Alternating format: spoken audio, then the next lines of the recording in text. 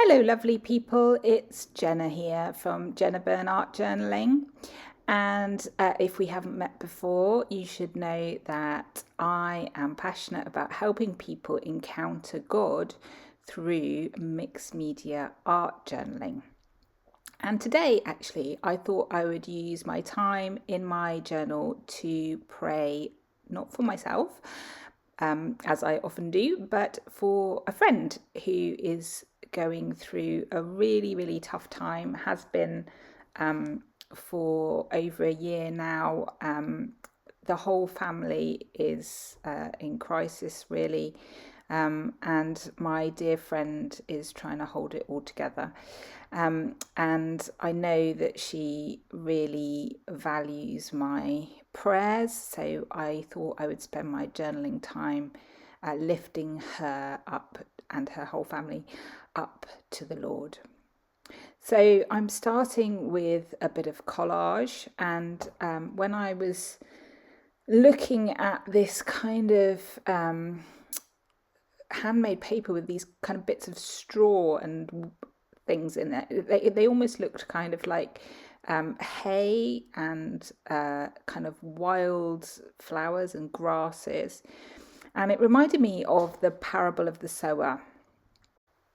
This is obviously a very well-known story that Jesus told. You can find it in Mark 4. And it tells of a farmer who goes to scatter seed. And in different conditions, the seed has various degrees of success. And in one of the conditions, the weeds and thorns grow up and choke the little seedlings. And Jesus, in his explanation of the parable, describes how various things, including the cares of this world, can stop the word of God growing as it should in our lives and bearing fruit. And that phrase, the cares of this world, sometimes you hear people say the cares of the world on their shoulders. Is an expression when somebody seems really overburdened. And I just felt that for my dear friend, that she was really just overwhelmed with the cares of this world.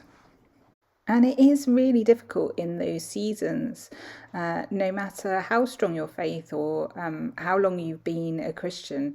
And when those things come at you, it can really shake you and shake your faith. And I think it does really help if you've got people who can pray for you during those times, that you can persevere, that you can find strength in the Lord, that your faith will remain strong.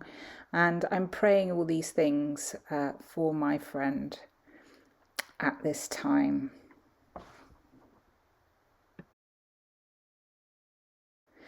Now, this is just a bit of fun. It is a long needled pine branch. I look out for these because I think they're so fun to use as paintbrushes.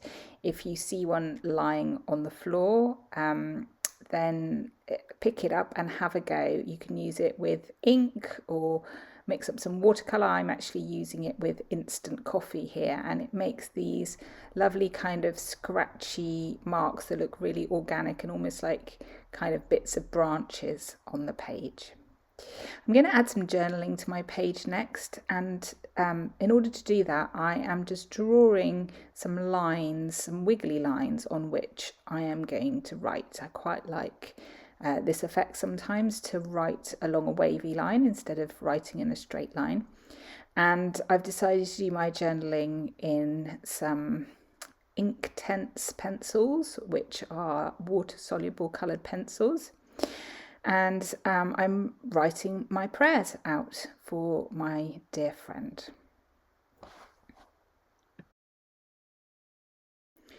The nice thing about these pencils is that once you've done your writing, you can turn your words into ink by adding water. and smudging them a bit. And this helps keep what you've written private, which obviously I want to do in this case. I'm now just adding a bit of gesso to create some space on the page. And as I was doing so, I realised actually that there were two things that I could see on the page that I hadn't really noticed before. One was a mountain, and that's kind of like the mountaintop, which has suddenly become kind of like snow-capped. And the other was a river, which was my wavy journaling in the blues and the greens. And sitting on my desk to my right, I noticed some wrapping paper, which happened to have fishes on it, that was just sat there. And I thought, yes, my river needs a fish. Now, I don't know if this is a salmon or a trout or something like that. My husband's quite into fly fishing. But I was reminded how salmon swim upstream to their breeding grounds. So they go on this crazy journey swimming up the river back to where they were born, I believe, in order to spawn at the top of the river spring. I don't know where at the top of the river basically, and therefore they have to swim against the current, and this is really, really hard for the salmon to do. And she keeps on doing this, even though everything is against her, because the salmon knows her purpose. Somewhere in that little fishy brain, she knows that she is destined to go to this place and have her babies. And I don't know if you've watched the series The Chosen, which is following, the story of Jesus in the Gospels. But the beginning sequence of The Chosen also shows lots of fishes swimming along, and gradually one or two of them start to peel back and swim in the opposite direction to everybody else is swimming. They change direction and swim against the current. And so through this metaphor, I felt like the Lord was saying, you are chosen for a purpose, and knowing that you're chosen for a purpose will give you the strength to endure.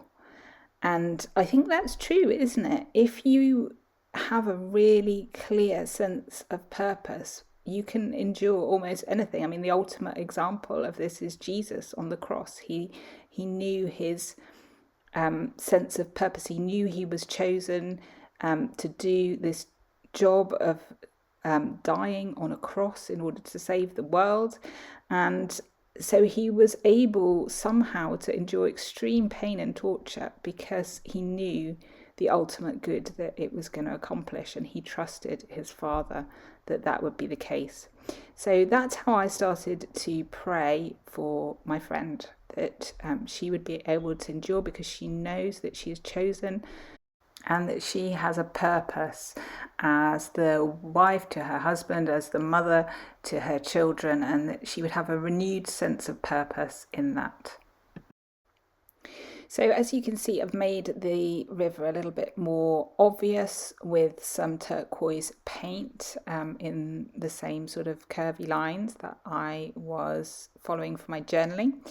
And thinking about the mountain as well, remind me of Psalm 121, which I must send to my friend because it's just a great psalm for anyone facing troubles. I lift my eyes up to the mountain. Where does my help come from? My help comes from the Lord, the maker of heaven and earth. He will not let your foot slip. It goes on to say how God will help us. And I think in those moments of crisis, we can feel helpless, can't we? We can feel like what are we going to do? Lord, where are you? And I think it's okay to ask the Lord that question, Lord, where are you in this situation? Because we know that he will answer, and the answer is there in that psalm. Where does my help come from? My help comes from the Lord, the maker of heaven and earth. Just dwell on his bigness, his sovereignty, his power, his awesomeness, and trust that he is able to get us through whatever it is that we are facing, even when it feels like it's so hard. It's such a struggle. So I've added those little words. Where does my help come from? I've added my little salmon swimming upstream. And I just felt it needed a little bit of something else on the page. And when I feel that, sometimes a good place to go is washi tape. So I got out my little bag of washies and I chose some different tapes that I chose quite instinctively to begin with. But I thought actually it was interesting, the different patterns on the tapes that I chose. One of them has little sparkly silver bits on, which I thought represented light. And this one that I'm sticking down now has lovely kind of fruits and flowers on. So that represents fruit. And then this last one just has the word love written on it.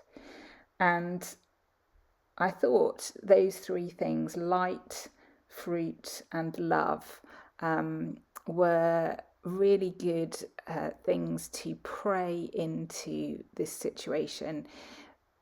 Even though situations can be dark and horrible, we believe that God can bring amazing things out of the most awful situations. So I was praying for God's light, for fruit to be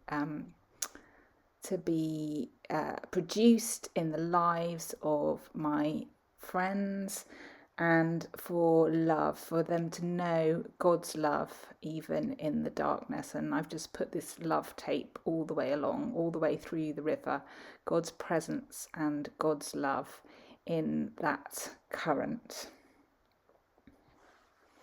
And that's all we can do really, is trust that God, who is our help, is the God of love, and he wants what is best for us, even when that is hard to see sometimes. That's what we need to trust.